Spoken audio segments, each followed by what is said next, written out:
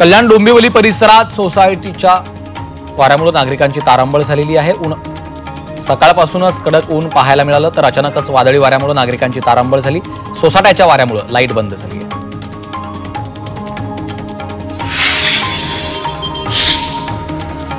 कल्याण डोंबिवली परिसरात वादळी वाऱ्यासह अवकाळी पाऊस झालाय। अचानक झालेल्या पावसामुळे नागरिकांची तारांबळ उडाली तर उकाड्याने हैराण झालेल्या नागरिकांना पावसामुळे दिलासा मिळालाय। मावळमध्ये अवकाळी पावसाने हजेरी लावली आहे। गेल्या काही दिवसांपासून उन्हाचा तडाखा आणि उष्णता जाणवत होती। उकाड्याने नागरिक हैराण झाले होते। मात्र आज पावसाने हजेरी लावल्यानंतर वातावरणात गारवा निर्माण झाला। अवकाळी पावसाने नागरिकांना गरमीपासून जरी दिलासा मिळाला असला तरी शेती पिकांचं मोठं नुकसान झालं। पुणे जिल्ह्याच्या जुन्नर तालुक्याच्या अनेक भागात वादळी वाऱ्यासह अवकाळी पाऊस झालाय। त्यामुळे ऐन कांदा काढणीच्या मोसमातच कांदा पिकांचं मोठं नुकसान झालं। त्यामुळे कांदा उत्पादक शेतकऱ्यांची चिंता वाढली आहे। जळगाव जिल्ह्यातल्या पारोळा आणि अमळनेर तालुक्यात वादळी पाऊस झाला आहे। बाजरी, मका, गव्हाच्या उभ्या पिकांचं मोठं नुकसान झालं। कृषी विभागाच्या अधिकाऱ्यांनी नुकसानाची पाहणी केली आहे। पंचनाम्याचं काम वेगानं सुरू आहे, पण मदत तातडीनं द्यावी अशी मागणी शेतकरी करतायत। संभाजीनगरच्या फुलंब्री तालुक्यात गारपिटीसह अवकाळी पावसाने हजेरी लावली। गारपीट झाल्यामुळे गहू आंबा पिकाला मोठा फटका बसलाय। शेतकऱ्यावर पुन्हा एकदा अवकाळी संकट आलंय। संभाजीनगर जिल्ह्याला पावसाचा येलो अलर्ट दिलेला आहे। धुळे तालुक्यातल्या कापडणे परिसरात झालेल्या वादळी पावसामुळे पिकांचं मोठं नुकसान झालं। या वादळी वाऱ्यामध्ये मका, ज्वारी, बाजरीसह फळबागा जमीनदोस्त झाल्यात। नुकसानग्रस्त शेतकऱ्यांना महसूल विभागाशी संपर्क साधण्याचं आवाहन देखील केलंय।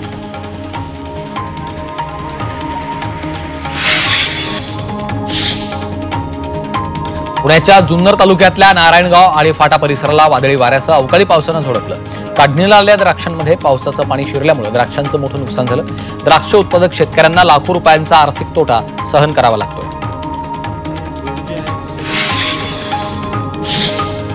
वित्त आयोग 8 आणि 9 मे रोजी महाराष्ट्राच्या दौऱ्यावर असणार आहे। या दौऱ्याच्या अनुषंगानं मुख्यमंत्र्यांच्या उपस्थितीमध्ये बैठक पार पडली। मुख्यमंत्री फडणवीस, उपमुख्यमंत्री शिंदे, अजित पवार यांनी तयारीचा आढावा घेतला।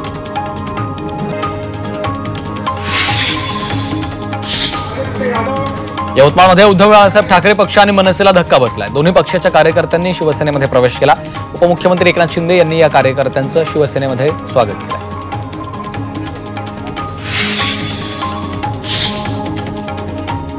सांगलीच्या जतमध्ये आमदार गोपीचंद पडळकर यांच्याकडून शासन आपल्या दारी हा अभिनव उपक्रम राबवला जातोय। यामध्ये नागरिकांचे प्रश्न, समस्यांचं निवारण केलं जातं। या उपक्रमामध्ये ग्रामस्थांनी समाधान व्यक्त केलं।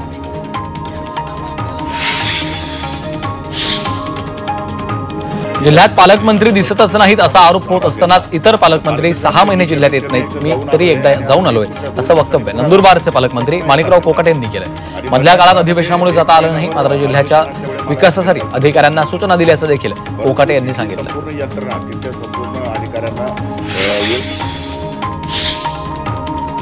लोकसभा आणि राज्यसभेत वक्फ दुरुस्ती विधेयक 2024 मंजूर झाल्यानंतर मालाडमध्ये तरुणांनी काळ्या पट्ट्या बांधून निषेध केलेला आहे। वक्फ दुरुस्ती विधेयक मागे घ्यावं अशी मागणी मुस्लिम तरुणांनी केली आहे।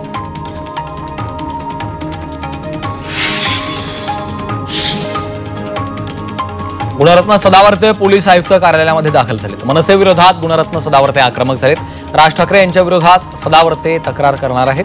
पोलीस आयुक्तांच्या भेटीसाठी सदावर्ते दाखल झाले।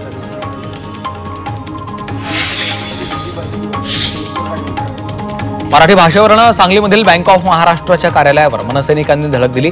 बँकेचं नाव महाराष्ट्र आणि बँकेत मराठी कर्मचाऱ्यांना स्थान आणि मराठीचा वापर होत नाही असा आरोप करत मनसैनिकांनी बँकेच्या परप्रांतीय मॅनेजरला चांगलंच धारेवर धरलं।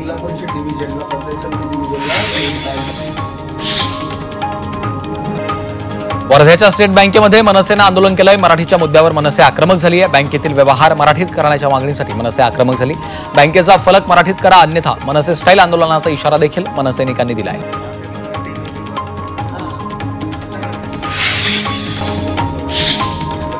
कल्याणमधील मनसैनिकांनी बँक आणि विविध आस्थापनांमध्ये जाऊन मराठी भाषेचा वापर होतो की नाही याची तपासणी केली आहे। तर पुढील 15 दिवसात सर्व व्यवहार मराठीतनं करण्याचा इशारा दिला। यावेळी मनसे जिल्हाध्यक्ष उल्हास भोईर यांच्याकडनं बँकांना मनसे लिहिलेले पेपरवेट भेट देण्यात आली।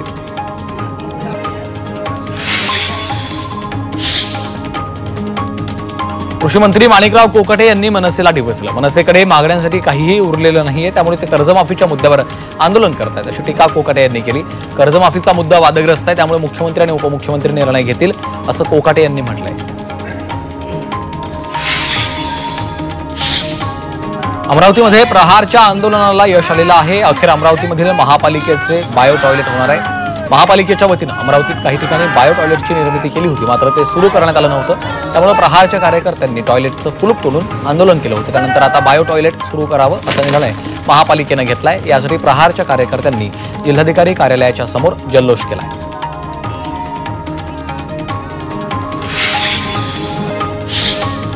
चंद्रपुरात जनविकास सेनेनं महापालिकेच्या विरोधात आंदोलन केलंय. महापालिकेत भ्रष्टाचार झाल्याचा आरोप करत आंदोलकांनी आयुक्तांच्या गाडीवर नकली नोटा उधळलेल्या आहेत. आंदोलकांनी मुख्यमंत्र्यांना 1 लाख सह्यांचं निवेदन पाठवण्याचा देखील उपक्रम सुरू केलेला आहे.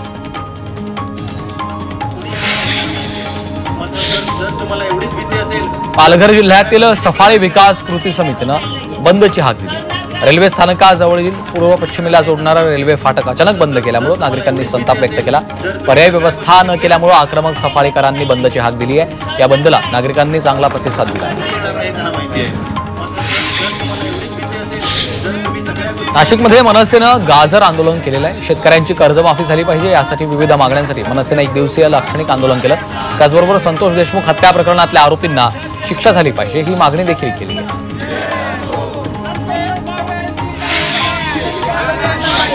चंद्रपूर जिल्ह्यातल्या वरूर फाट्याजवळ नागरिकांनी रास्ता रोको केलाय. वरूर ते विरूर स्टेशन आणि अनूर अंतरगाव या रस्त्याला राज्य महामार्गाचा दर्जा मिळावा, रस्त्यांचं नूतनीकरण व्हावं अशी मागणी आंदोलकांनी केली. आपल्या बहिणी आपल्या या ठिकाणी लेकरं बाळा घरी सोडून या ठिकाणी घर. पंजाब नॅशनल बँकेचं एटीएम मशीन पळवलेलं आहे. नागपूरच्या मानकापूर परिसरातली ही घटना आहे. एटीएममध्ये 7,58,000 असल्याची माहिती आहे. एटीएम मशीन पळवताना चोरटे सीसीटीव्हीमध्ये चित्रित झालेले आहेत.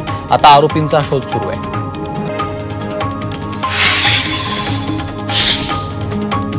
कोल्हापुरात पोलिसांनाच अल्पवयीन मुलीसोबत गैरवर्तन केल्याचा प्रकार घडलाय. हॉस्पिटलमध्ये जबाब घेण्यास गेलेल्या पोलीस कर्मचाऱ्यांना हे संतापजनक कृत्य केलं. या प्रकरणी पोलीस कर्मचारी चेतन घाडगे याच्यावर पोक्सो अंतर्गत गुन्हा दाखल झालाय. जखमी मुलीचा जबाब नोंदवत असतानाच रुग्णालयातच पोलिसांनं हे कृत्य केलं.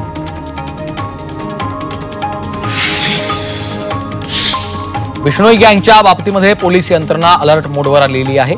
सलमान खानला आवश्यक सुरक्षा पुरवली असल्याची माहिती गृहराज्यमंत्री योगेश कदमांनी दिली. बिश्नोई गँगचा हेतू पूर्ण होणार नाही असा इशारा देखील योगेश कदमांनी दिला आहे.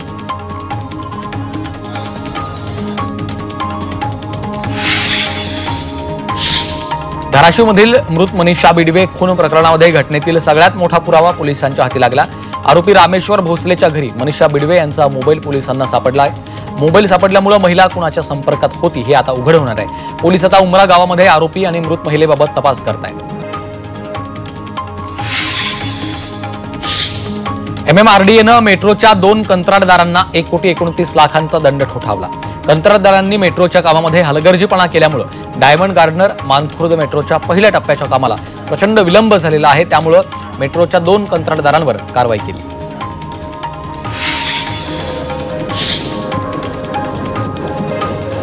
मुंबईच्या लोकल गर्दीचा आणखी एक बळी केलाय. लोकलमधून पडून एका तरुणाचा मृत्यू झालेला आहे.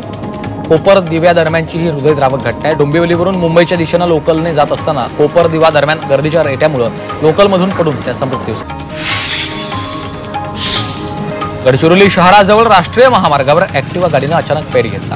ही घटना चंद्रपूर गडचिरोली राष्ट्रीय महामार्गावर नवेगाव मुरखळा जिल्हा परिषदेच्या शाळेसमोर घडलेली आहे. चालत्या दुचाकीतून अचानक धूर येऊ लागला. त्यामुळे चालकानं दुचाकी रस्त्यातच उभी केली. दुचाकी जळून खाक झाली. या घटनेमुळे हा मार्ग काही काळ बंद ठेवला होता. पेट्रोल